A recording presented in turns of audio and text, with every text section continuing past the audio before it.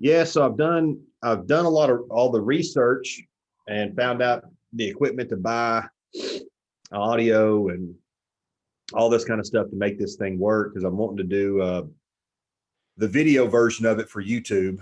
And then the audio version of it through Podbean is going to be on the Apple Store for download.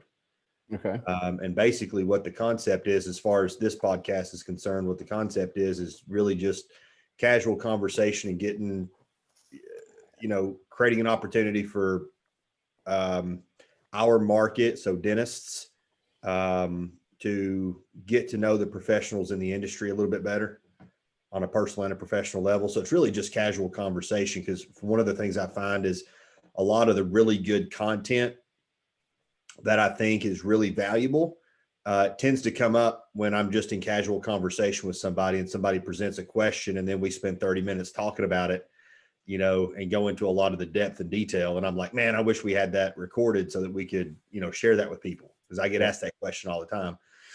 And so I dug in and started doing all the research and everything. And man, I've got 2 laptops now. I've got 2 iPads. I've got all these cameras. I've got audio equipment, and I still can't get the stinking thing to work. So I don't know what I'm going to do. Man. Have you had like an IT guy come in and check it out? I did. I paid a guy. I think he charged me like $40 an hour to help get the live stream working, because with COVID and everything started going, remote. Right. And I still think that's where a lot of services are headed anyway. You already see the education industry headed in that direction. They're doing a lot more remote, like you can get a full, a 4-year degree completely online now. Mm-hmm. And I think it's going to continue to go in that path. If you think about it, all the expenses that go into a brick and mortar university facility, right? All the expenses that go into that, they can eliminate a lot of that overhead, just by doing a lot more things online and remotely. I don't know if it will completely go that way, but I think it will continue to trend that way. And I think in terms of a lot of continuing education, and things that we do, a lot of the events and things, I find that more people are attracted to the idea of being able to attend it online from the comfort of their home. And B, it's more accessible. So more people have an opportunity to attend, Yep. without having to drive an hour and do all this kind of stuff. So I think the continuing education market will continue to trend in that direction for some time now. So I've invested a lot of money in the equipment to do a lot of live stream events, whether they be like this, or they be like, live events that are just, are being live streamed, and that kind of stuff. So I've got a bunch of money sunk into it at this point. It's just a matter of getting it to work.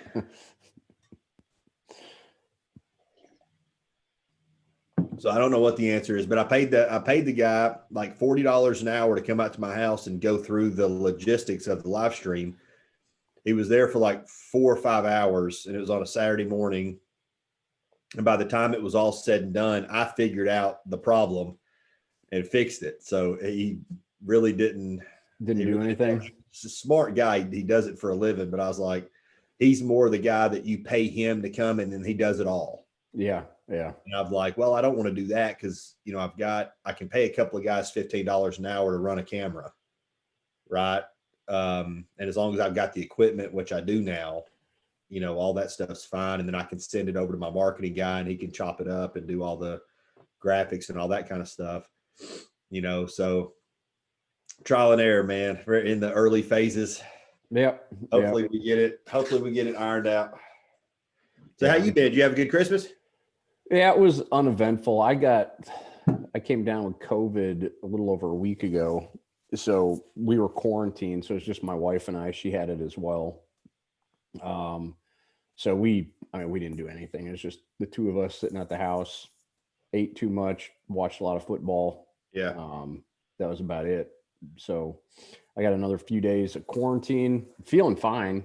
I had first 2 days were kind of rough, man. There's a headache from hell. I mean, it felt like for 2 days somebody's trying to push an ice pick through my temple. Ooh, That was the worst of it. I still don't have my taste and smell back. Hopefully that comes back. It's just annoying. But other than that, a little bit of head congestion left, and that's it. Other than that, it hasn't been too bad. I got you. And you said your wife had it too? Yeah. Yeah. Or She still actually got has it first. Yeah, I just got a text from a client of mine over in Knoxville. I had a team call with them today at like noon, and he just texted me to let me know that they've got 3 or 4 people out, being Yeah. quarantined. Yeah. I think you're going to see more of it over the next couple of weeks with people getting together for the holidays and Yeah. whatnot. I didn't think about that, but that's a good point. Yeah. I bet you're right. Yep. Yeah. So it was more of just loss of taste and smell and headache. Did you have was it difficult breathing or anything? The first couple of days when I had stronger symptoms, I lacked energy more than anything. Yeah. I just slept. I typically sleep 5 hours a night, probably. I was sleeping 10 hours a night and taking a couple naps during the day. But other than that, it's like for me, it was like having the flu. It wasn't that much worse, but I know for other people, it can get a lot worse. Yeah. So yeah, I consider myself fortunate. Cheryl's kind of the same way. She just more mild symptoms. So yeah, not too horrible. So y'all are what you've got 3 days left of a 14-day quarantine? Is that right? Yep. Yep. New Year's Eve, I think, is when we can finally come out of it. I got you. So you've just been just sitting at the house, you and her, the last Yeah. 2 weeks? Yeah. So you didn't have much of a Christmas at all, did you? No, no, that's what I'm saying, man. It was pretty boring. And then even like we made a prime rib, but couldn't taste it. Right. So yeah, it's a little, I wouldn't say depressing, but just kind of like, let's get through this and get on to the next thing. Hurry up and kind of heal up. blah. Yeah. Yeah. I started working out again Saturday.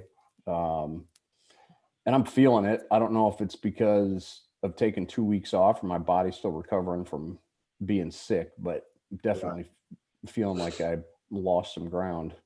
Now you have a daughter, right? Yeah. I have a 16-year-old daughter. Yep. Is she there with you?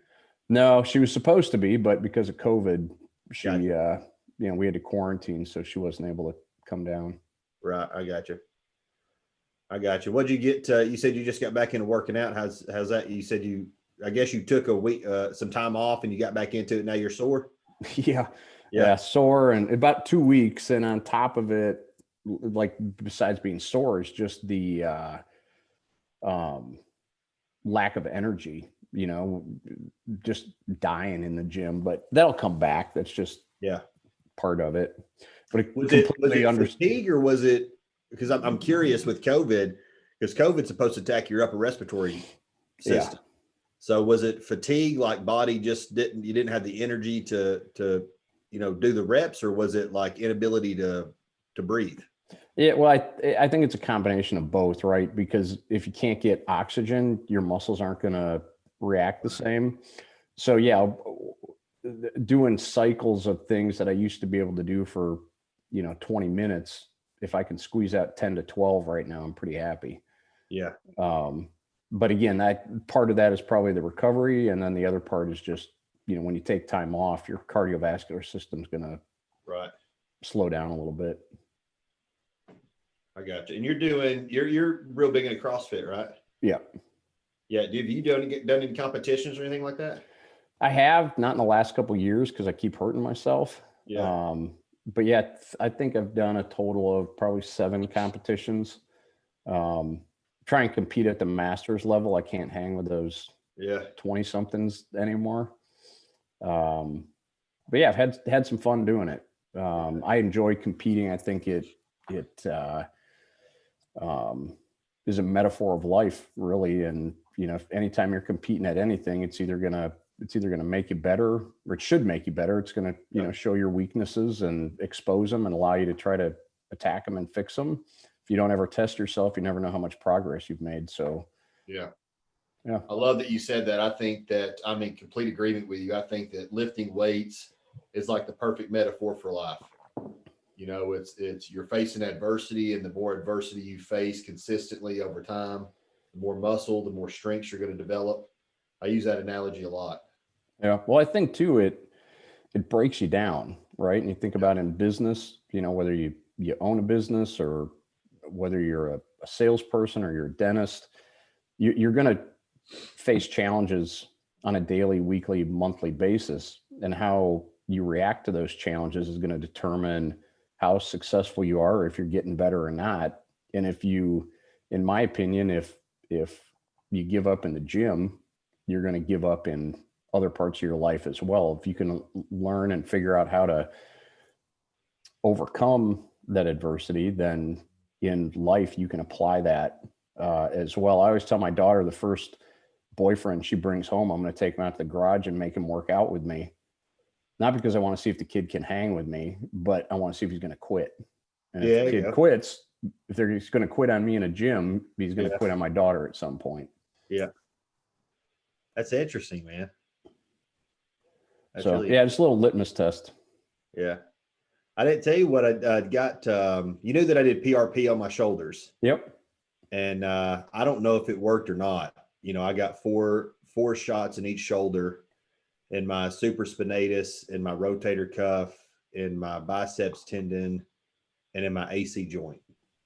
I got a PRP shot in each of those locations on both shoulders, and it says it's supposed to like become more. It's like the effectiveness starts to actually work and take effect in about 2 or 3 weeks, and then progressively improve over like the next 3 to 6 months. Because the PRP therapy is supposed to be like a long term right solution, and that's like the your last resort, the last step before surgery. And I did that, and then I also started doing peptides in both shoulders. And I'm telling you what, man, I do the TB 500 and the BPC 157. Right, you can get them on like peptide sites, and I'm not 100% clear on the legality of it. I'm fairly certain it's FDA approved and all this kind of stuff. I talked to my physician about it, and he said, "Oh yeah, man, definitely do that in conjunction with the PRP." So um, I think it's all good. And I started doing that in both shoulders, and man, within 3 or 4 days, I noticed a significant improvement. And it's almost as if every day I wake up, my shoulders are a little bit better.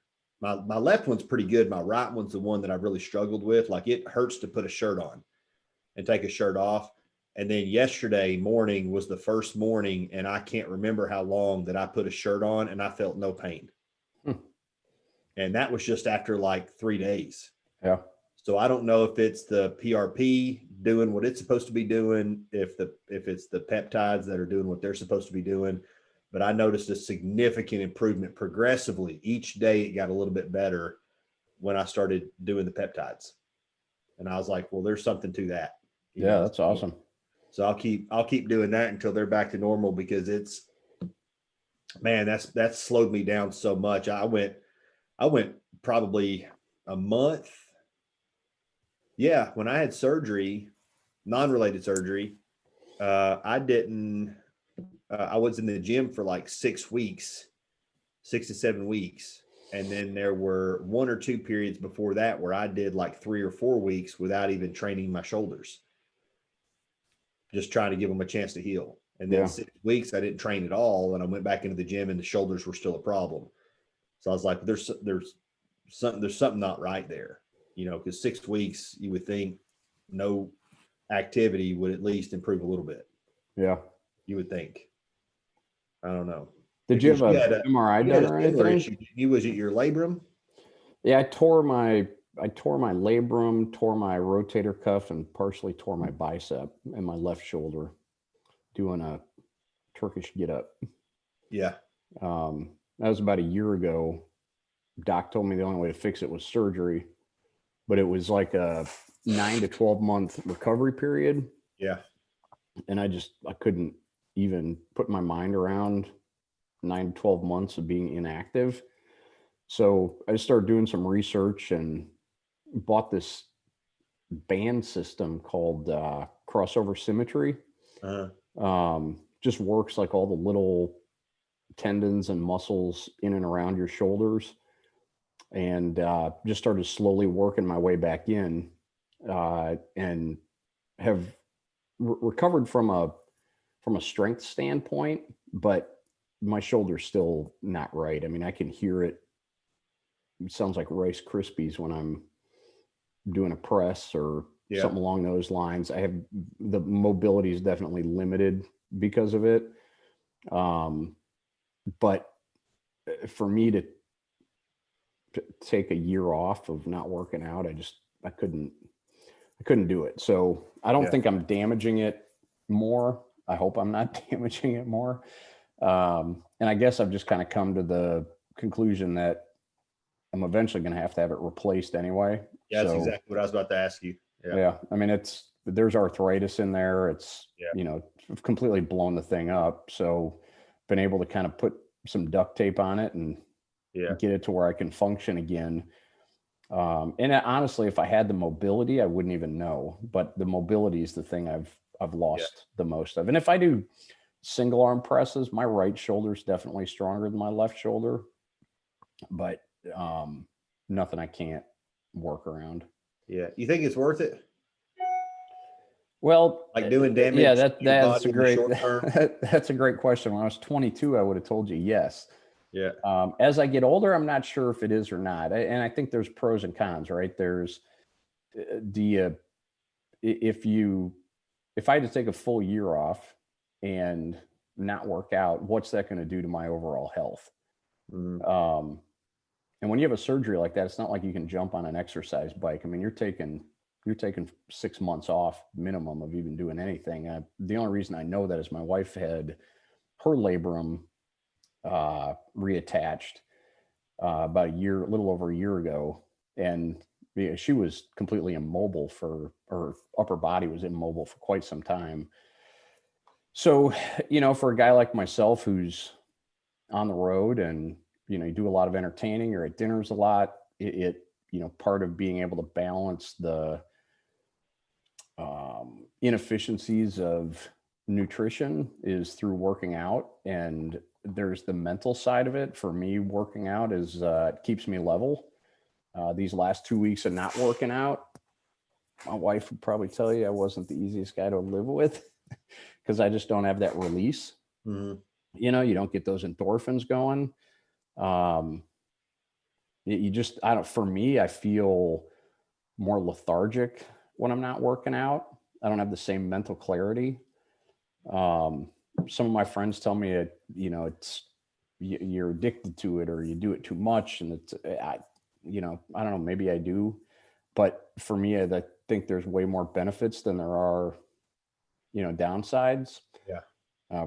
48 years old. I don't take any medications. That's, I know a lot of guys my age, even younger than me, are on a number of different medications. And I think that, You say there's 40, 40 or 48? 48 and Are 48. you 48 really? Yeah. Yeah. Wow, I never would have guessed that. Yeah. I'll be 49 in about a month. But yeah, so I think there's a lot of different, benefits to it that, I can deal with structural damage. And again, I just think it's part of, I think I'm prone to injury as well. It's just something I've always, just more susceptible or whatnot. But overall, yeah, I guess I'd have to say it is worth it because I haven't stopped. Yeah. But there are times definitely you wonder, and I've changed it a lot. I've changed it up a lot. I don't work out the same way. I don't push myself with certain movements the way I used to Yeah. because of injuries and trying to be smarter. But I don't think that, just doing a spin class is going to give you everything that you need. You're not developing any strength within any of your other muscles. Doing just cardio isn't necessarily just good for you. And there's downsides to cardio. I used to do a lot of distance running, and my knees and ankles and lower back are pretty messed up from doing that. So I think you do anything too long and too much, it's not going to be good for you. But I think as you get older, you've got to be smarter about what you're doing and how you're doing it. And I think my biggest problem is as you know, I spent some time in the Marine Corps, and I still want to think I'm 21 and bulletproof. Mhm. And, as I inch closer to 50, I realize I'm not bulletproof anymore. Yeah.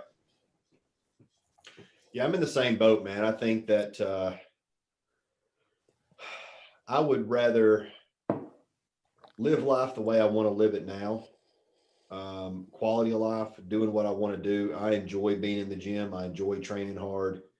Uh, I love my lifestyle of eating the way that I do and training the way I do and all that kind of stuff.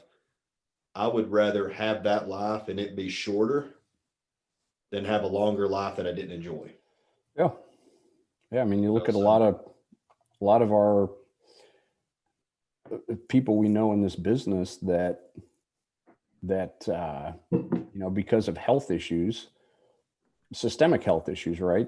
Whether mhm, it's weight, diabetes, even you look at dentists, which, the job they've got is so physically taxing with how they've got to twist and bend their bodies. And even with the ergonomic changes that have developed with dental equipment over the last 15 or 20 years, you go to big meetings like the Hinman and you see these doctors that are walking around, hunched over and turned to the right because they've just been torquing their yeah. body like that. You can Um, always tell, you can always tell which ones do a lot of endo. yeah. Yeah. And I've got a client down in Florida that's in his late 70s, um, producing his practice does well over 4 million a year. He's working 4 days a week still, uh, no posture issues. And I was talking to him about it. He said, well, I worked out until he was in uh, his late 50s, early 60s, had some issues with some joints and whatnot. He started doing yoga. And if you met him, you'd think he was in his late 50s, Mhm. but it's, he still hikes, still skis, um, still rides a bike, and he does yoga. And I think that there's a lot to be said for, you know, the benefits of doing those types of things. Oh, Uh, sure. so yeah, I think you end up with both eventually, right? Longer life because of it, um, but also better quality of life. And I'm the same way. If I, I say this somewhat tongue in cheek, but if something happened to me tomorrow, I don't necessarily think I went too soon. I've been able to accomplish quite a bit in my 48 years and seen Yeah. a lot, done a lot. I just want to keep adding to it. Yeah. And, hopefully when I'm 70, I can still move. Yeah. Yeah. That's interesting. It's not surprising that depression. I was talking to a friend of mine yesterday and they brought up depression this time of year. They lost a loved one many years ago, and they start thinking about that this time of year, and they start to get a little bit depressed. And it's not surprising that depression is so common in dentistry. Like one of my very first clients uh, was addicted. I didn't know this at the time, but come to find out, was addicted to prescription pain medication, and actually was eventually arrested for prescription drug fraud. Um, and it's sad because that depression like that's very common in dentistry. And I think the predominant reasons why it's so prevalent is imagine spending 500, $600,000 on an education, but not getting the education that you need to effectively and successfully deliver the services that you learned how to deliver. In other words, you spent 500, $600,000 on a dental education, but you can't really provide dental services without knowing how to run a business and lead people and communicate effectively and market and just operationally. You didn't get that education. And so you're really ill equipped to maximize the education that you invested so much money in. So that's A. B, you spend your day all day in a physiology that's very conducive to depression.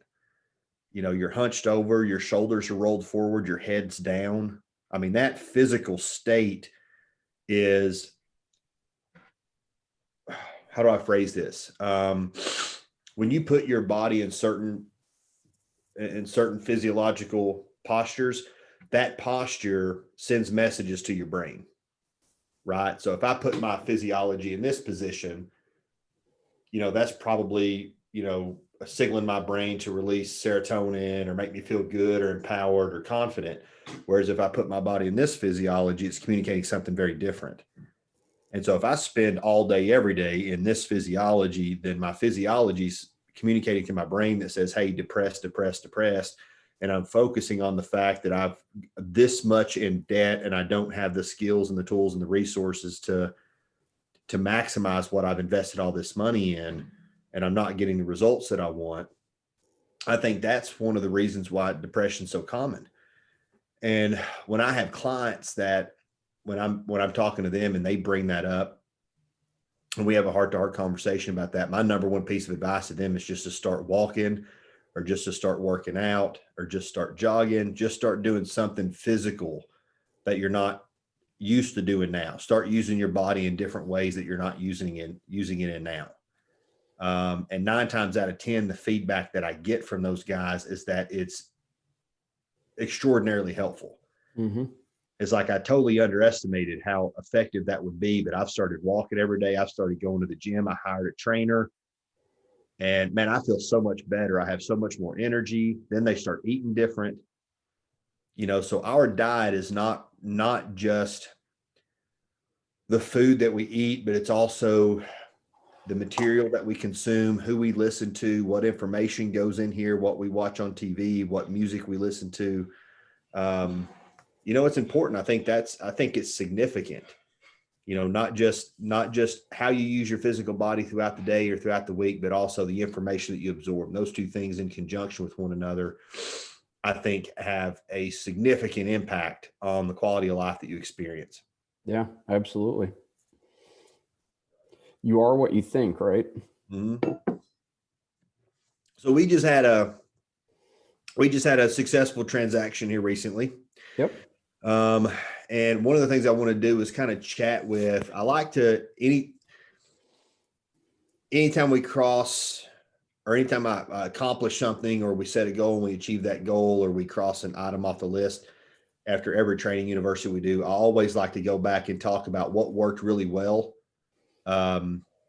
with that project and what didn't work so well, so that the next project I can fine tune and get a little bit better at. Right. So in your opinion, obviously there were some things that didn't go ideally throughout that transaction. And there were some things I thought worked out really well. In your opinion, what are the things that either I can improve on myself or just as a team, because obviously we're going to be doing more of these things. What are some things that you feel like we could improve upon in the future? Yeah, so we had some conversations a few weeks ago as we were getting closer to the closing, just kind of talk through some of these things. And I think that, the transaction that we had was a very unique transaction. We had one of the most profitable dental practices that I've ever sold. Just to give a little background, it's a little over $1 million in collections. The overhead was at 45%, which is unheard of, especially in a major metropolitan area like where this practice was. And a general practice. GP practice. Doctor just ran it very, very efficiently. And, just did a lot of things very, very well to create a very unique product, if you will. So when you have something like that that's in a high demand area, you knew that we had other people involved in that practice, bidding on that practice. You guys put together a very good offer. Your client put together a really good offer, and we executed on that.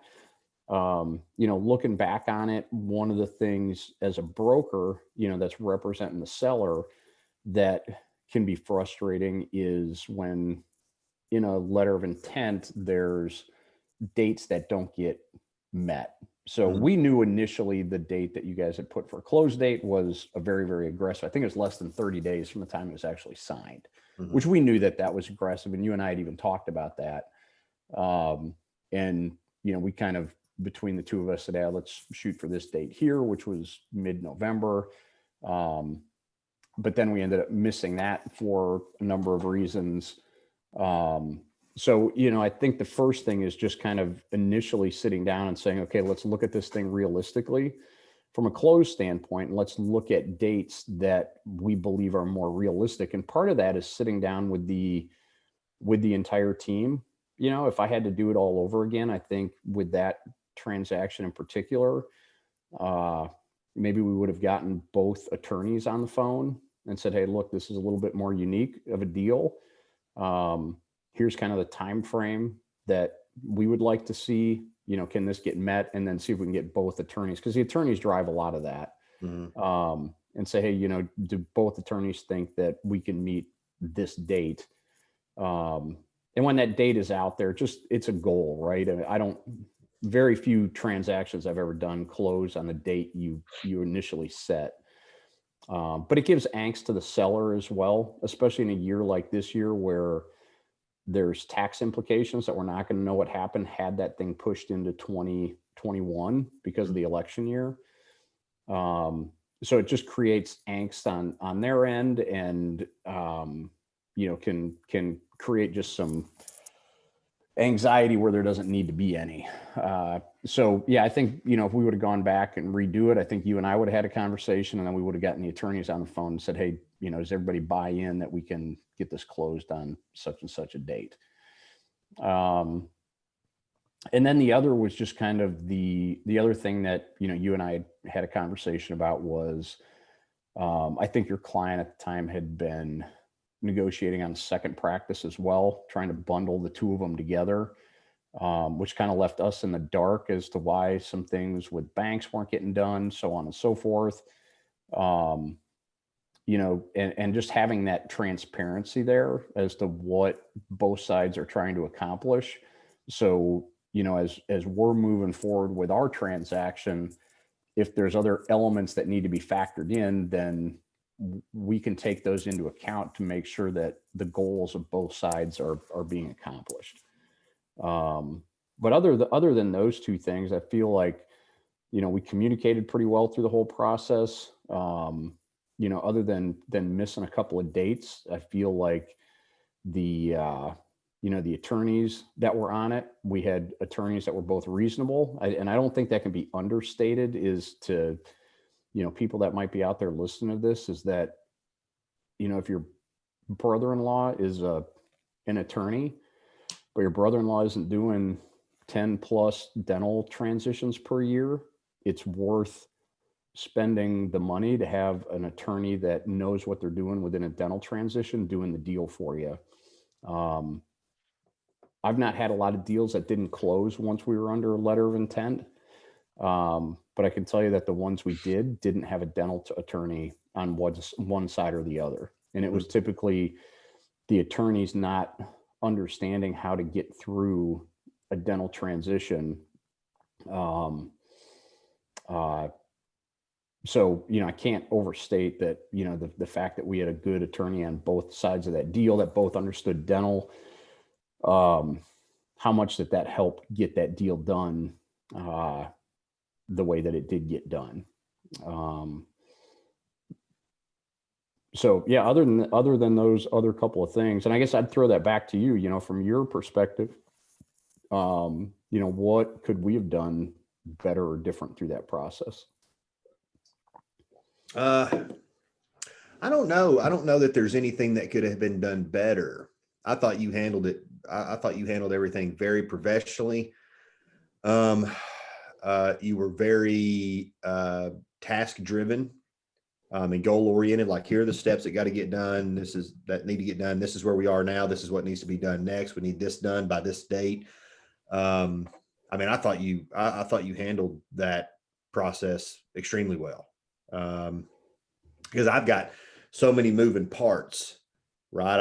And my clients are all in a different place. Like where all of your clients, they're all selling a practice. Yep. And all of my clients, they're either buying a practice, they're buying a practice and merging it in, they're buying a third location, they're struggling with their team.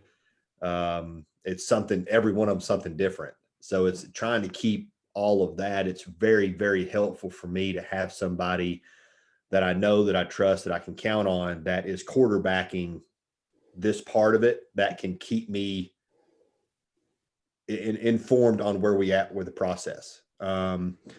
Because I was getting email updates very consistently. And it was kind of like I would see an email go from my client to the attorney, from the attorney back to my client or to you. And I was constantly in the loop. So I could read the email and say, okay, good. I know where we are there. I know what's happening next. Right. And then I think you and I probably collaborated on just about a weekly basis up until it was like, we got 2 weeks until it's going to be before this part gets done. Yep. So I thought all that stuff was good. And this is part of my question, because I'm trying to figure out and I've done this all different ways, but I don't know what the best approach is. Like if I'm looking at acquiring a practice and I go in and I get all the information that, DDS Match provides, right? And they say, okay, here's all this stuff. That tells me a lot about the practice. It tells me how the practice is performing financially. It tells me how the team members are paid. It tells me what the year-over-year growth is. And that tells me enough to know roughly what that practice is worth, right? What the fair market value of that business is. But on my side, I need to go deeper than that, because there are a lot of things like, oh man, 40% of the restorative revenue is implants and my client doesn't place implants. Or they're not coding periodontal codes. Or the doctor is watching a lot of dentistry. He's not actually doing the dentistry. Or the doctor has a very aggressive, or not aggressive, that's the wrong word, very proactive a clinical philosophy. So his crown to bridge ratio is crown to filling ratio is very, very high, opposed to very, very low. Fee schedule, insurance reimbursement renegotiation. There are a lot of variables there, not pre-appointing hygiene. There are a lot of variables there that, in my opinion, really are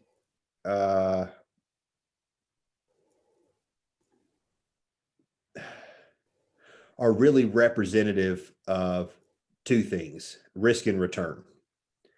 Because the more of those things that are present, the more risk there is, the more intrinsic risk there is. So for example, if let's say the practice is not walking out perio codes, or walking out preventative codes, okay, well, then the profitability of the practice is limited a little bit.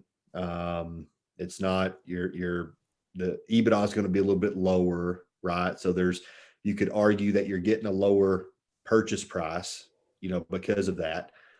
On the flip side, it doesn't take into account attrition, because that's a legal liability for my client. So when my client walks in and they start coding that stuff the way it's supposed to be coded, we run the risk of attrition, right? Losing patients, which is what they just paid for. So when I get the prospectus and I look through that, I'm saying, okay, yeah, this decent price on this practice. It's in a premier location. It's very profitable. We can justify the purchase price. Everything looks good.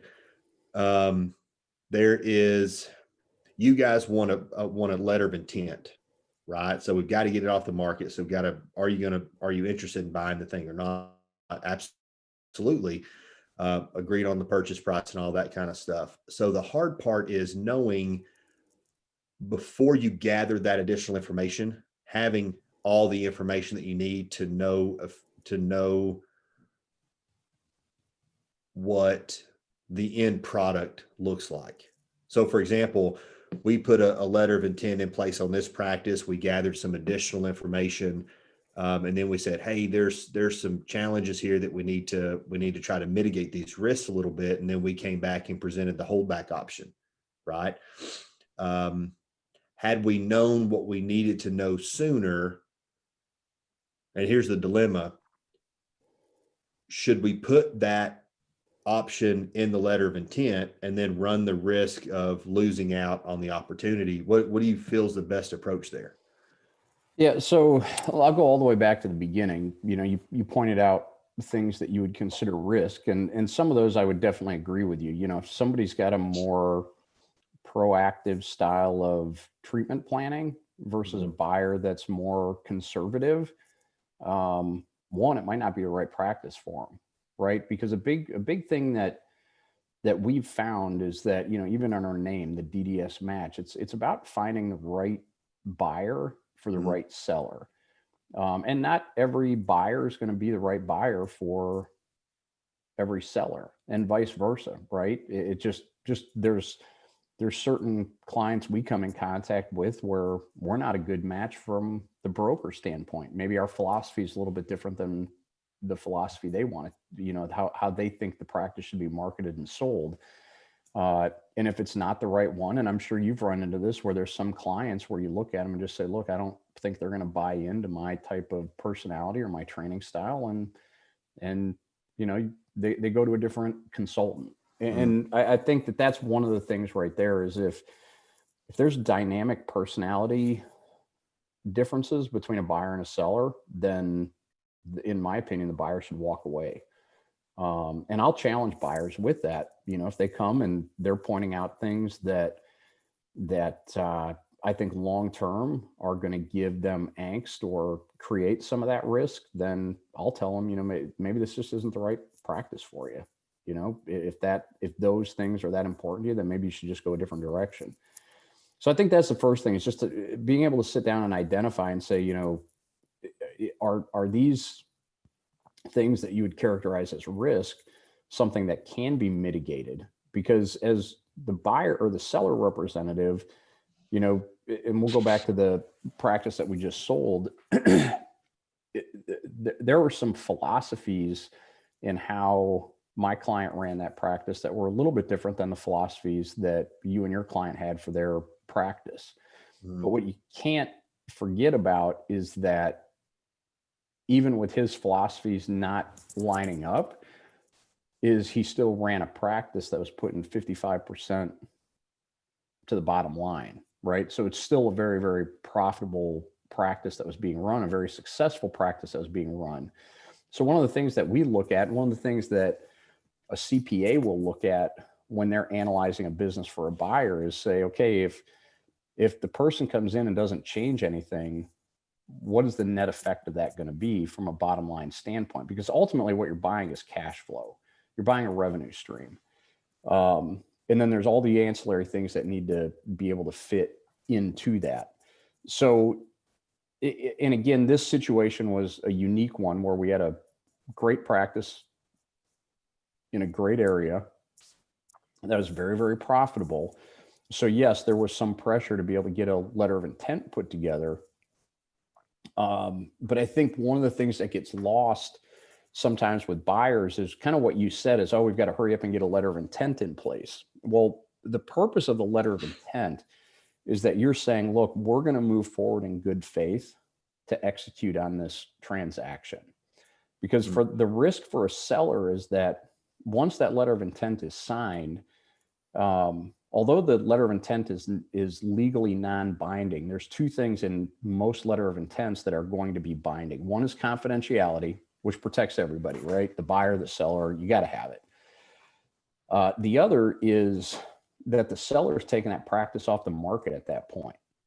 So once the seller takes that off the market, we can't legally, we can no longer entertain other offers.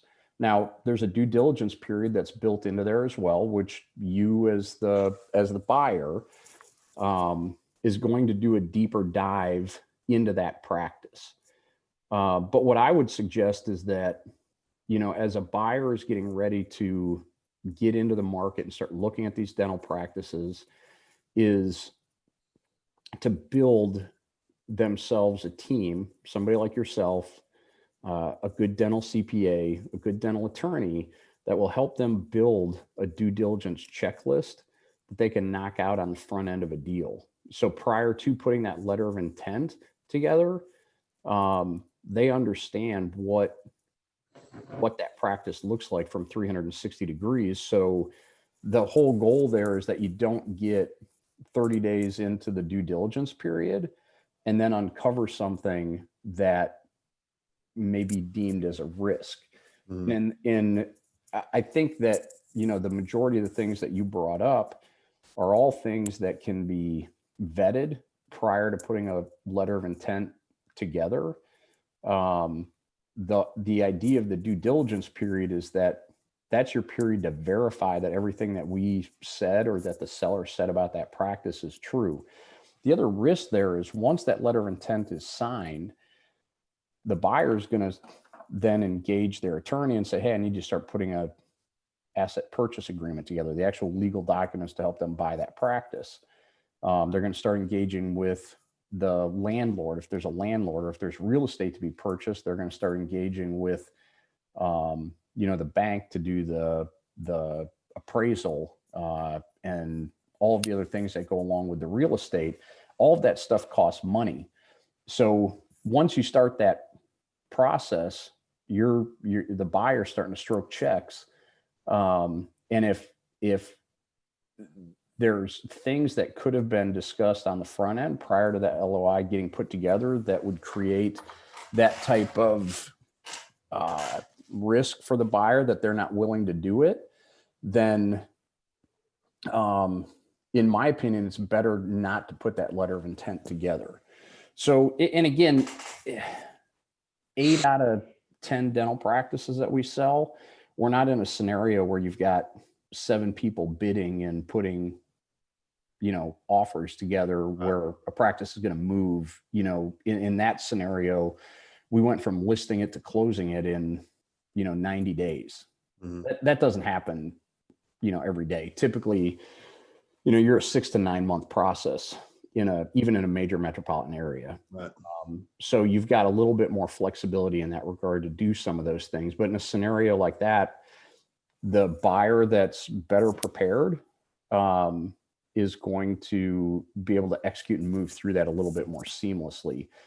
And I think that the other risk for the buyer in that scenario is that once that letter of intent is negotiated, unless there's something that's just materially, I can't talk this morning, been completely misrepresented. For example, we tell you that the seller discretionary spending is 55%. And then as you start going through and doing the due diligence, you see that money's been put in different places. It's not a true representation of what the practice financially has been doing. And maybe it's running at 60% Mhm. Or 65%. At that point, when you come back to try to renegotiate, it's based off the fact that, hey, what you guys said about this practice was not the reality of the scenario. Mhm. Therefore, we're either going to walk away or we need a different way to structure, put this deal together for it to be able to work for my client to mitigate that risk. If it's philosophical changes, the risk you run is upsetting the seller and them saying, you know what, I'm just going to put the practice back on the market. I don't want to continue to negotiate with somebody that's going to keep changing the deal terms. And I can tell you as a representative that represents sellers, when I have buyers that come and want to renegotiate things that have been negotiated, to me, that's a red flag. And a lot of times when we see those flags on the front end, it's an indication that the deal's never going to close, which ends up costing my client, the seller, a lot of money because they're still engaged with accountants and attorneys through that process. But they're also risking a buyer that would be willing to come to the table with as good or better of an offer. But if that practice sits on the market for 9 to 12 months trying to negotiate and renegotiate, and then that other buyer that may have been the right buyer ends up buying another practice, we've lost out. So Mhm. it being able to do that research on the front end and having all of those things in place on the front end, make that process go smoother. And the other thing it does is it keeps intact the seller goodwill.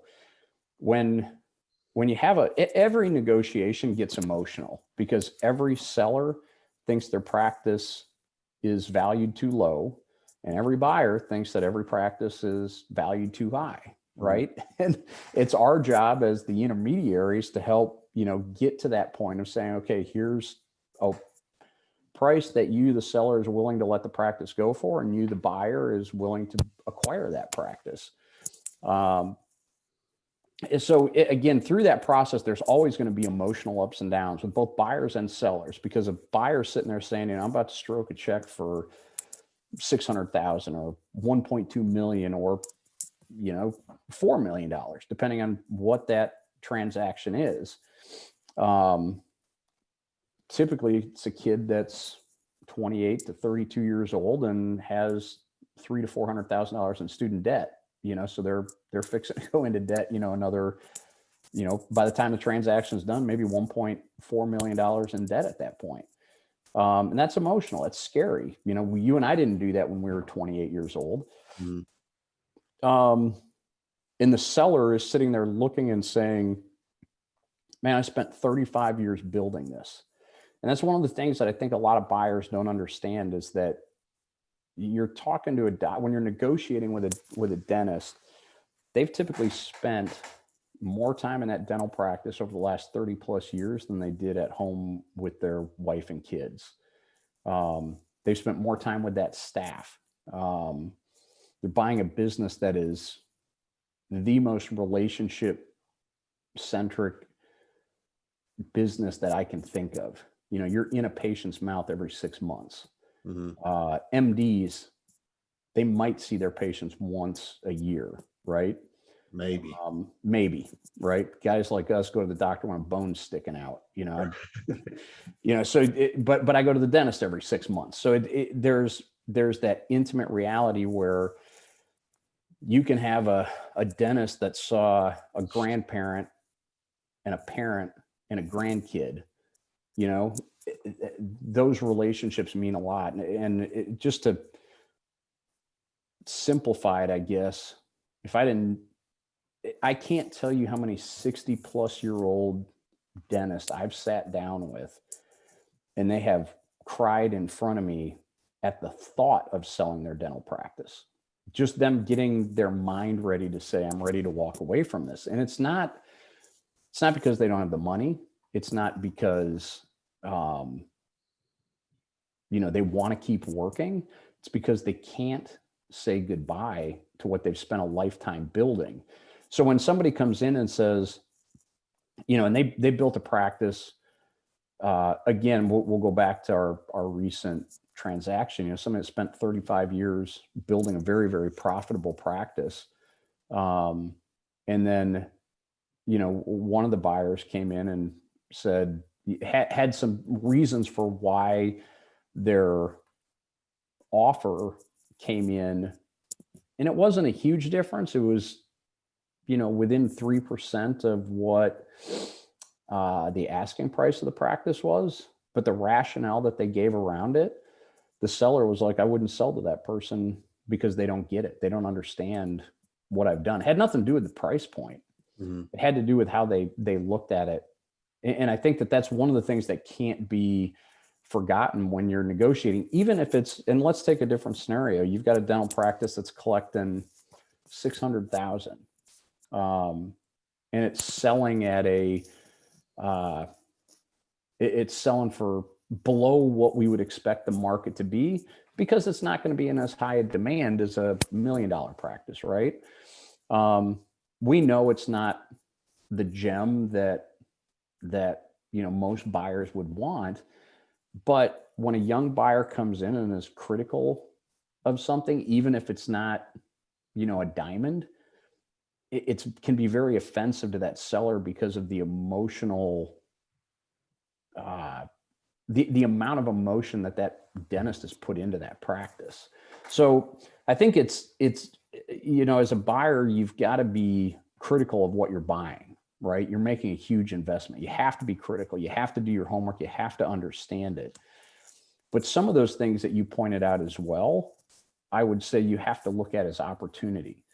You know, Yeah, yeah. I can now take something that was running at 45% overhead, collecting 1.1 million, and I've got the ability to take this thing to 1.5 or 1.6 and can probably keep that overhead at or lower than what it was as well. But with that, it's really difficult as a representative of a seller to say, hey, let's discount the price because of this opportunity. And I will say one of the things I did enjoy about negotiating that deal with you is that every time you came with like when we came back and negotiated the earnout, you came with a reason, and that's important. I think that as you're coaching the buyers out there, I think some buyers think that just because it's a business that's being sold means it's a bartering opportunity, and that's fine. Fair people They like don't to know what talk they're about, buying. yeah, and people like to talk about fair market value. Fair market value is what somebody's willing to pay for something. Mm-hmm. So if you're only willing to pay $500,000 for something that's listed at 600,000, if you want to maintain respect, if you will, between the buyer and the seller, because if you anger a seller or you offend a seller, that seller may still transact with you, but how much help are you going to get from them on the back end? Ultimately, what you want is when I call a seller and I call a buyer 3 months after a transaction, and the buyer and the seller have a great relationship and they speak frequently, and if the buyer is going to take a vacation and they'll ask the seller to come in and fill in for the week. Those are the kind of relationships you want ultimately. It makes everything better, everything smoother. It's no longer that seller's ship any longer, but that's ultimately what you want. But when somebody comes and just says, I'm willing to offer 500,000 on a $600,000 practice, or that's been listed at 600,000, bring a reason. Put some thought behind it, because if that's the case, I can explain to you why we listed the practice at 600,000. So out of common courtesy, let's have this discussion as to why you'd be willing to pay this versus what it's offered at. Yeah. I totally agree with you. I definitely, when we're looking at all the things I mentioned, like, if treatment acceptance percentage is really low, or if their clinical philosophy is very reactive, or not coding perio appropriately, whatever it is, fee schedule, et cetera. I would say all those, I'm in total agreement with you. Those things, it's risk and reward. So they are risks, but if you can effectively mitigate those risks, then your return is higher, right? So the presence of those risks, in my opinion, is a good thing, because that means you've got the ability, because we've got the approaches and the strategies and the systems to mitigate those things. And we've done it time and time and time again. Most recently, actually, most recently, was a practice over east of Atlanta who went from, oh man, I don't know. She's with COVID this year, she's up almost 40% with COVID. And so without COVID, she may have doubled, right?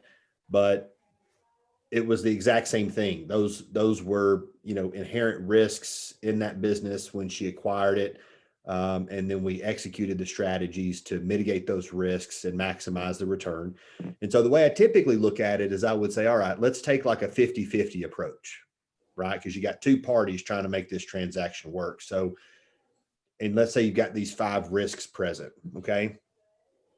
Let's say, just conservatively speaking, let's say that we're 50% effective in mitigating this risk, 50% here, 50% here, 50% here, and 50% here, right?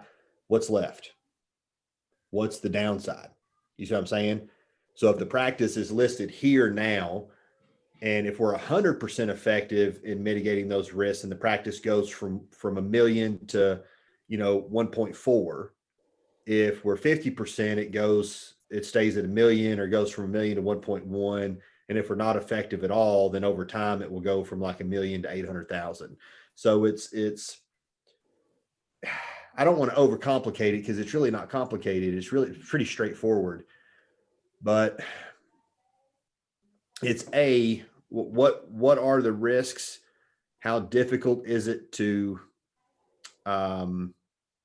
mitigate those risks and maximize the opportunity? And what's the likelihood of that taking place? And another variable is, what kind of doctor is it? Is this a doctor who has great communication skills, leadership skills, business acumen, or is it somebody that has absolutely no idea what they're doing? Right? Because if they have absolutely no idea what they're doing, they might be 10% effective. Whereas if you take someone like the doctor who acquired this practice, she's going to be 85, 90% effective. Right. And so you got to take that into consideration too. So it's really looking at the whole picture. And I completely agree with you. I like the return. I personally will seek out practices that have those things in them for that reason, because that's where I add value to their relationship with me, because I know how to capitalize on those opportunities. You see what I'm saying? Mm-hmm. I know what to look for to find them. Whereas somebody, they might not even know to look at something like crown to filling ratio, but that's a very, very important number. Because if you're a very proactive dentist and you're acquiring a practice from a dentist who, for whatever reason, is a little bit more reactive, then you're immediately going to be more productive per patient. But you're not going to know that for another 6 months, 12 months. If you can identify that on day one, that helps you to be a lot more comfortable with the purchase price, or paying, above 113% of the previous 12 months collections. You know what I mean? It's going to make you a little bit more comfortable doing that, because you know what's actually there. And so what I tend to find is, and I'm interested to get your feedback on this too. What I tend to find is the younger guys are very, very incentivized to be productive. They've got a $500,000 student loan. They've got a $500,000, they just bought a $500,000 house. They've got an $80,000 car,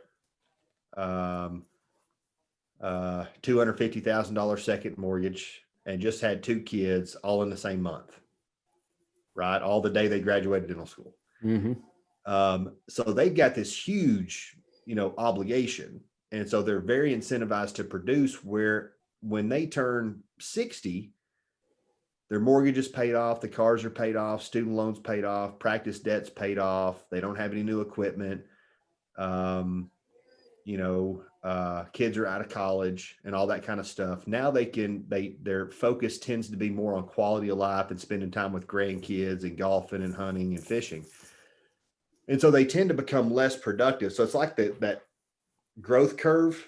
Mm-hmm. The cycle of a practice, you see the curve go up, up, up, up, up, and then it matures. And then as the dentist gets a little bit older, it starts to decline, because their focus is going other places. Well, if you can find the practice, if here's the curve, if you can find the practice that's on the back side of this curve, that's got 2,700 active patients, but they're only doing $384 per patient per year, $485 per patient per year, and you can do 600, then as soon as you acquire that practice, it's going to start going this way. And I think a lot of people miss that. And there's more variables there than just that. It might be procedures, it might be the way that you schedule, it might be efficiency, it might be fee schedule, it might be insurance participation, it might be procedure mix. There are a lot of variables there, but there are opportunities in every practice. I don't care what practice it is. there's no practice out there that has completely optimized and maximized every opportunity that's present. There's always something somewhere, and some have more immediate opportunity than others. Like, a practice who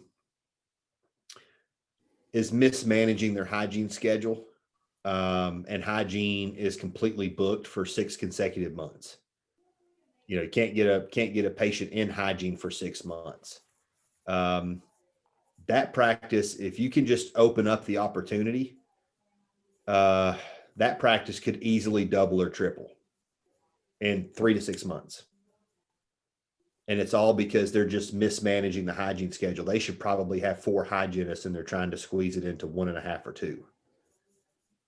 And those, I see opportunities like that. And I've seen practices like that, helped clients buy practices like that, and seen them go from 30,000 to 90,000 in 6 months. Seen them go from $1 million to $2 million in 12 months. It's not rocket science. It's nothing. It's not a secret. It's you just got to know what to look for. Mm-hmm. And I think, you guys, I hate to say this, but it's true. You guys knowing those things, I think you could probably,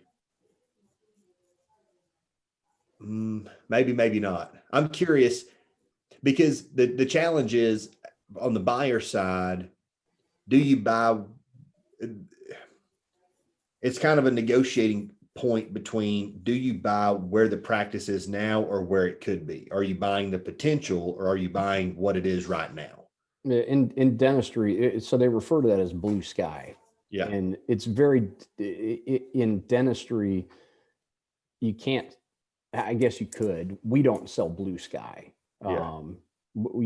Everything that goes into the valuation is done based off the historical financials, as well as, the current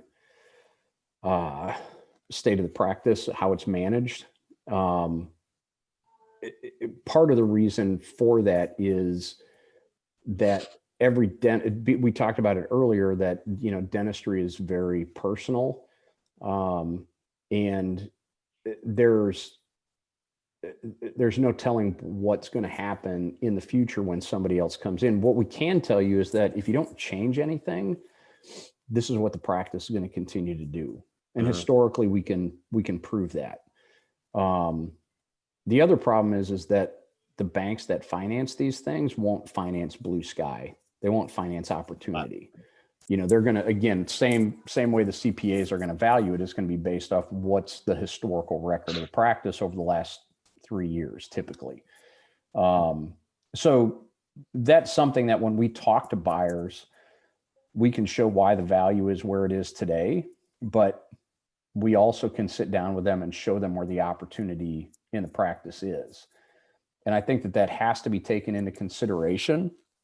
If you've got a $600,000 practice that's putting $200,000 to the bottom line, or $250,000 to the bottom line, and a dentist is looking and saying, well, maybe the average associate, I think, is making what, $140,000 a year, something along those lines. Right. So they're going to get a pay raise in that scenario. But if they say, well, my goal is that, I want to be able to make $400,000. Well, if all the endos being referred out, all the extractions are being referred out, and they're not doing any type of ortho tray system, you can sit down and apply some basic statistics to those numbers and say, okay, here's your active patient base. Here's all these things we know. We look at those production reports. We know that there's 2% of this practice is endo and 3% is extractions. You do endo and extractions. Well, you can apply some basic math there and say, in the first year, you could take this thing from $600,000 to $1 million just by doing what this dentist has been doing and not referring these other procedures out. But I can't go to them and say, well, because you're doing these things, this practice will be collecting $1 million at the end of the first year. Therefore, we're going to set the asking price at $700,000. no bank's going to finance it. And quite honestly, if I'm a buyer, I'm not going to pay for what it could be. I'm going to pay for what Right. it is. Right. I wouldn't either. So that's true, with exception of things that, in my opinion, are not sustainable, like the whole perio coating thing. That's a very common one. That's almost in 99.9% of practices out there. It is. What I mean by that is the patients are on are clinically, technically on a perio program. The soft tissue management is being completed, but for financial reasons, like patients balked at the idea that, an SRP was more expensive than a cleaning, and they just want a normal cleaning. And so they walk out preventative codes. So what's actually taking place is perio, but what's being coded and billed to insurance companies is preventative, right? For financial reasons. And somewhere along the line, that never gets corrected for a variety of different reasons. We're afraid of losing the patient. We lack the communication skills and the strategy or whatever. And so in my opinion, that's not sustainable. Like, could we buy the practice and not change anything and still put, $650,000 on the bottom line? Yes. However, there's this huge gaping legal liability over here, because that's the number one lawsuit in dentistry, is undiagnosed perio. And so the codes aren't in there, that by law, by definition, that would be considered undiagnosed perio. So we can't leave that. We got to fix that. And the other one would be, like, for example, in this practice, I don't know why this did not occur to us sooner. But I just had a conversation with the buyer last week. What's this week? This week is New Year's. Yeah, last Monday. I didn't know this, but all three employees are on salary, like legitimate salary. Like, they don't clock in, they don't clock out. Like, he just pays them a flat number per month. And when we did the math, now from where he's located, his fees are abnormally high, right? So it's offsetting the cost.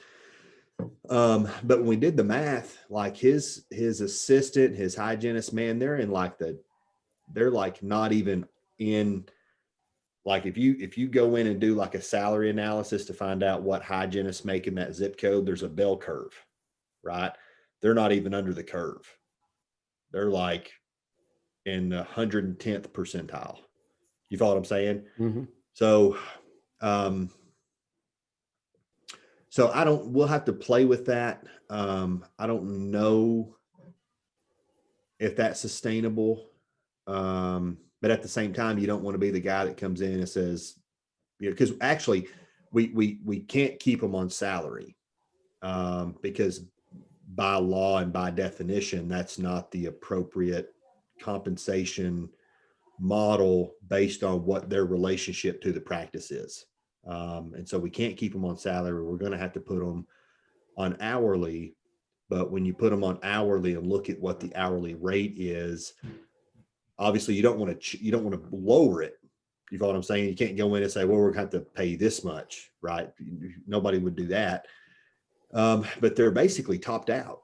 It's like, how do you, if the 95th percentile is $45 an hour, and you're at 57, and you're asking about raises, right? Right. First comment, when do we get raises? It's kind of like, I don't know how to tell you this, but probably not anytime soon, so that's the one thing I struggle with is which ones are sustainable, right? Like, which of those, what's currently being done that can continue to be done that way long term. You follow what I'm saying? Because I agree with you. If you don't change anything, there's $650,000 of profit there, right? I mean, that's just a fact that you can't really argue that. That's what it's doing now, and that's what it is. But are there practices in there that can't, for whatever reason, continue to be done that way long term? Is the strategy sustainable or not? I guess that's what I'm trying to say. Yeah. Yeah. No, I think all that stuff has to be looked at and analyzed in that process. Again, when you've got, practice that's running at 45% overhead, but the hygienists are overpaid, doesn't matter. Right. Because trust me, we've run into it plenty of times on the opposite. And I think that overpaid staff, if you've got a long-term dentist that has long-term staff, you're always going to have overpaid staff because the dentist doesn't want to lose them. They become family. It's not like running a factory, and it's metrics. And you look at that practice where you've got 3 staff members, they're tight knit, and you've got a very generous seller like you had, they're going to be overpaid. But the question is how are you going to deal with the change? And I think that's the $1 million question with any business or any business transaction is how do you deal with change? And I'll tell you, I'm a little biased, but I think the Marine Corps does some of the best leadership training in the world. And I'll never forget in one of the leadership courses I was sitting through in the Marine Corps, they were talking about going into a unit that maybe had poor leadership in it prior to you arriving, and change needs to occur. Or, in the Marine Corps things, we used to, our motto was Semper Fidelis, right? Always faithful. And we used to joke that it was Semper Gumby, which meant always be flexible. Because things were changing constantly. Information would come down and it would change on a regular basis. And the one thing that this instructor said is, and this is a little crude, but I think it drives the point home, is if you take a frog and you throw it in boiling water, it's going to jump out. But if you take a frog and throw it in lukewarm water and you slowly turn the heat up, it's going to sit in there till it's cooked. And the message there is that change can be implemented and can be successful, but it can't be done overnight. The practices that I've seen fail, the transitions that I've seen, and by fail, I mean they don't give you the same return, or you start losing staff on a regular basis. If you look at like how some of these corporate groups that have a really bad reputation, when they come into a dental practice and they've got very, very smart people that are coming out of Harvard and Notre Dame MBA programs and Virginia MBA programs, they come in and they implement massive amounts of changes overnight. And when you do that, that's like throwing a frog into boiling water. It's going to jump out. It's not going to stay there. The ones that I've seen to be successful are the ones that come in, they evaluate, they spend a couple months evaluating and they come in eyes wide open. If staff is overpaid, that's going to devalue a dental practice, because again, what it boils down to is cash flow. Ultimately, that is how a dental practice is and should be valued, is what's the cash flow? What is this thing kicking off? Well, if your staff wages are at 35%, that's going to lower the profitability, the discretionary spending or the discretionary income of that dental practice, which is going to ultimately lower the value of that practice. But you have to come in eyes wide open, understand that this is the problem, and then take a little bit of time to analyze. Some of that staff may not be worth keeping them around, right? You've got a hygienist that's way overpaid, not producing at a level that should be commensurate with what they're being paid. Maybe it's not the right hygienist, and maybe that hygienist needs to go. And sometimes that can be incentivized through a pay cut. Rarely is the outgoing doctor going to fire staff or lower wages during a transition. But if a buyer coming in understands that the wages are out of whack, that they're too high, and they can slowly change that, because the other way to do that is to lower that percentage is to have them increase their output, right? If they're getting paid 40% of their collections and they should be at 32% of their production collections. Well, if you freeze the salary, if you will, but then increase their production or get them to increase their production, that'll fall back in line. You know what I find are the three most common areas of opportunity when I see staff salary percentage out of whack, because staff salary percentage, in my opinion, is the most important number in a dental practice. And if that number's out of whack, by the way, the industry average, I just got this from Lee, Lee Pennington. Mm-hmm. They did a study of like 1,800 practices across the country. And the average staff salary percentage of those 1,800 practices was 28%. That's right where it should be. Yeah, which makes sense because in our practices, we target 20 to 25, right? Because we don't want to be average. We want to be above average, right?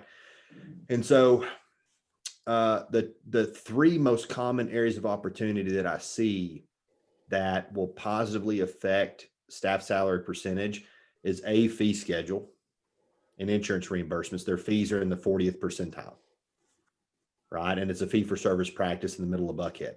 It's like, why are your fees? Why are you charging $900 for a crown when the guy across the street's charging $27.50, right? And their argument is, I'm trying to compete with insurance fees. Okay. Then a better approach to competing with insurance fees would be to bump your fee schedule to where it should be, which is the 80th percentile, and then go and network with an insurance company.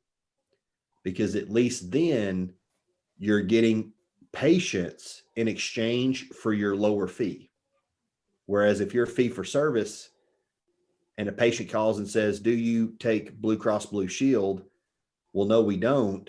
They hang up before you have the opportunity to tell them, but our crown fee is the same. Right. So that strategy just doesn't work. And so that's one of the top three most common. The second one is insurance reimbursements.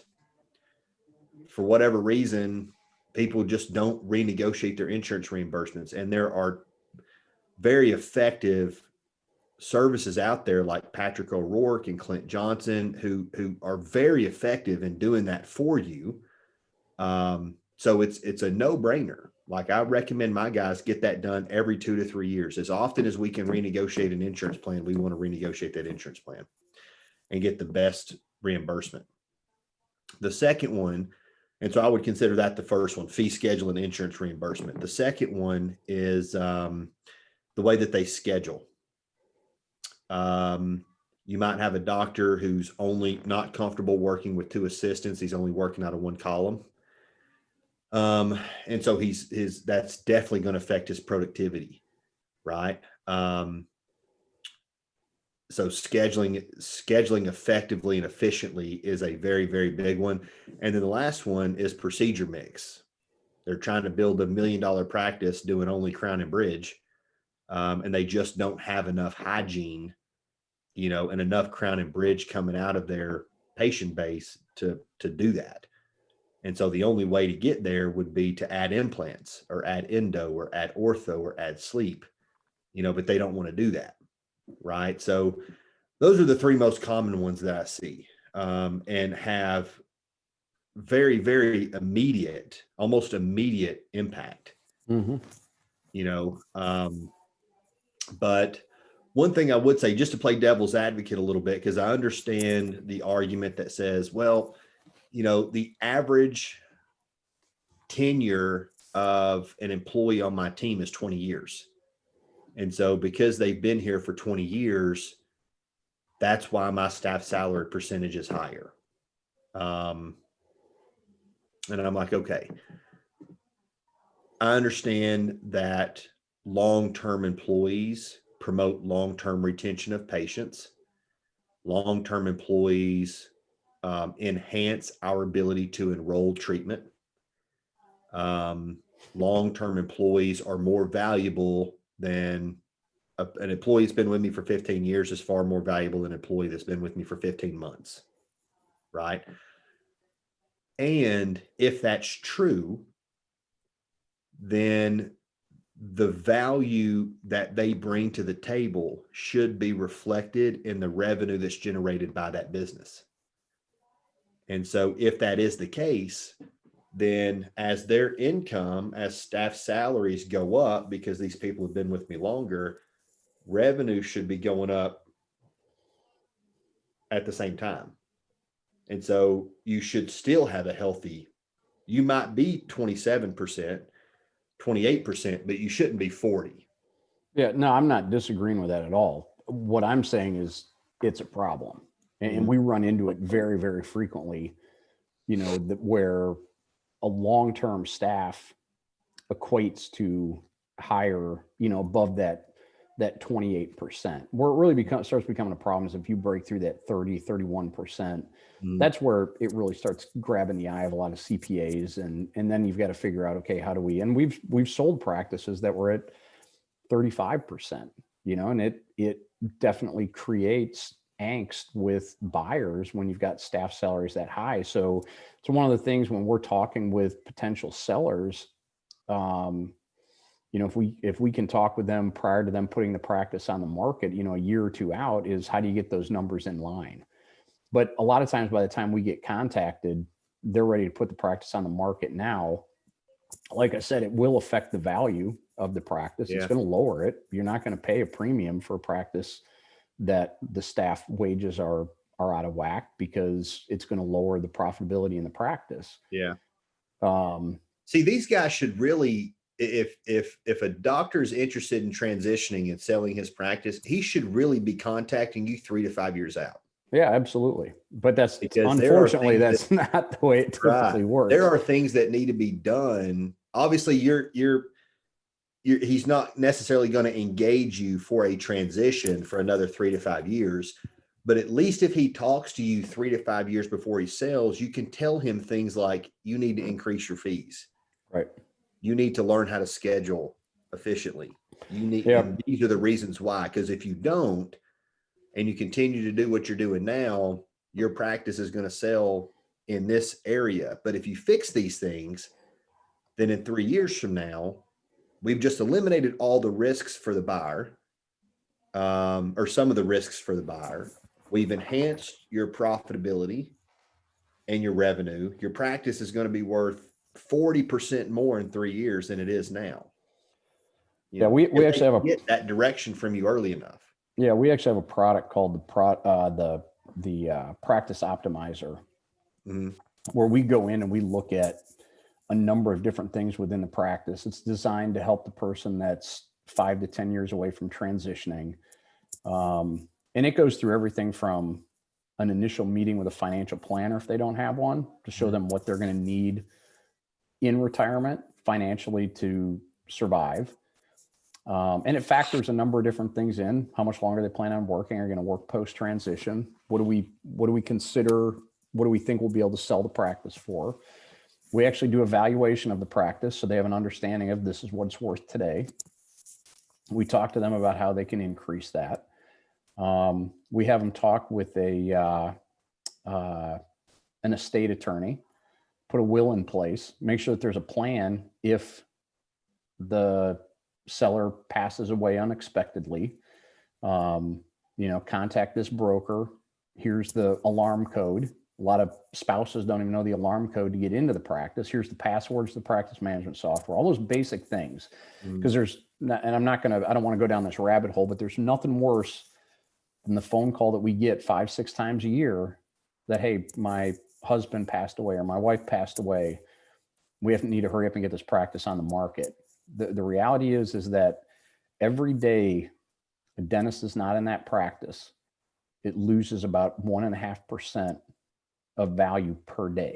So if you don't sell that thing in a couple of weeks, and if the only way you do that is by being prepared, the practice devalues tremendously, and typically the family is very emotional and they don't understand that, and it creates a very, very difficult situation.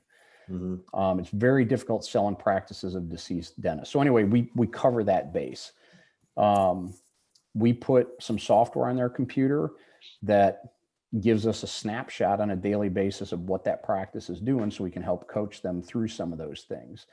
But yes, to answer your question, you're absolutely right. It's something that, I don't know of too many other brokers that are providing a service like this. But we see the value in it. We want to help dentists be able to maximize their return on their practice, but also give them a very clear path to that transition. And the only way you can do that is by having all the information up front and properly planning ahead of time, because you don't know what you don't know. Typically, a dentist is going to sell one dental practice in their career. They talk to their buddy that maybe did it, thought they understood what was involved, but typically they don't till they get to that point of saying, I'm ready to sell it. So yeah, it's something that we take very seriously, and we try and do a lot around helping to educate dentists in getting ready to sell their practice. Like, do you guys use dental intel when you do that? We do. Do you? How do you like that? I like it. I mean, I think it gives you a very quick look at what is going on in the practice. It's easy to use. I've gotten a lot of very positive feedback from it. So yeah, I'm a fan. Yeah. I think it's missing some stuff. Like, it's very good, but there's some detail in there that like I can't rely solely on dental intel. Like, it'll get me 80% there, but there's still some pieces of information that I need to extrapolate from the practice management software in order to get a full picture. But I do like the trend analysis, how it will show the bar chart, and it'll show me the decline or the incline, and that kind of stuff. And it makes it really easy to get an active patient count. Yep. Because that number's so far, like, if you just go by the number that Dentrix shows you or EagleSoft shows you, you're getting a number that's inflated probably 50 to 150%. The practice management software in Dentrix will say you've got 3,380 active patients, active because they're listed as active in the software. But in reality, I don't know how you guys define active. We define active as they've been in that practice in the last 18 months. Yeah, and it's difficult. It's difficult to do that with EagleSoft and Dentrix. Both of those reports will show patients that have been in the last 12 months, last 24, last 36. Yeah. So because of that, we end up having to use 24 months because the software just doesn't break it down. Yeah. You can do it in Dentrix. In EagleSoft, if you print that patient analysis report and then it shows 12 months and 24 months, what I do is I take the 24-month number and I cut it in half, and then I add that to the 12-month number. And that number is almost identical to the number that Dental Intel will pull, maybe a few patients off. Yeah.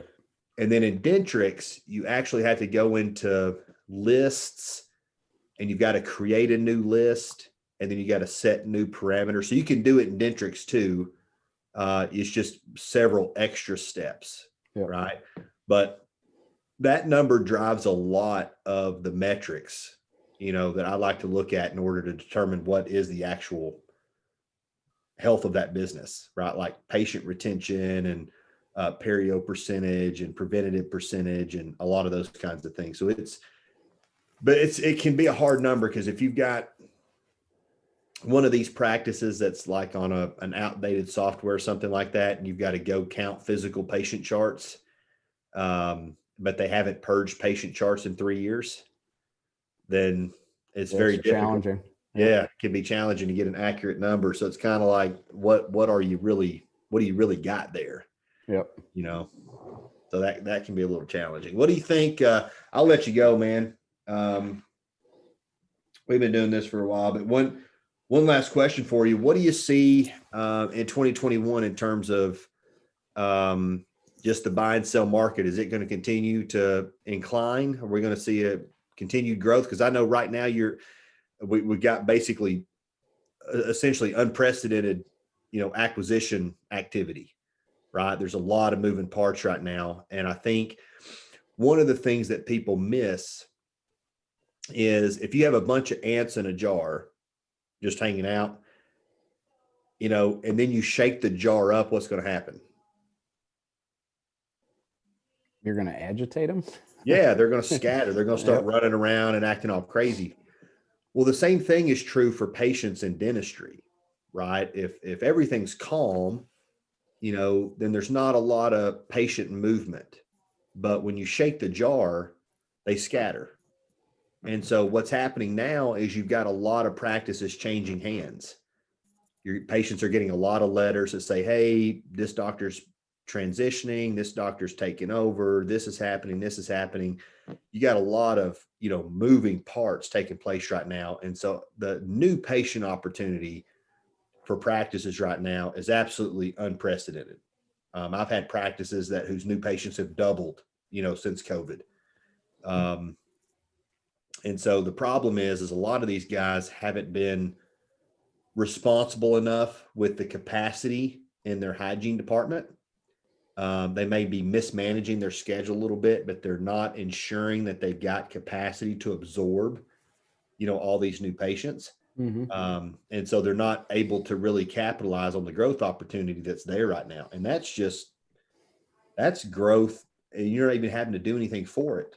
It's just there. Like they're trying to come to you, but you don't have the room to get them in. Mm-hmm. Right. And so I'm seeing a lot of that right now. But what do you see as far as, are we going to continue to see a lot of acquisitions, going into 2021? Or do we see that activity kind of tapering off or dying down towards, the end of quarter one, quarter two? It's hard to say. I mean, all I can go off is what I currently have going on, and we're still picking up a lot of listings. In the month of December, I think we picked up 4 new listings in Georgia. Mm-hmm. That's a pretty good month as far as picking up new listings, and typically December is a slower month. I think that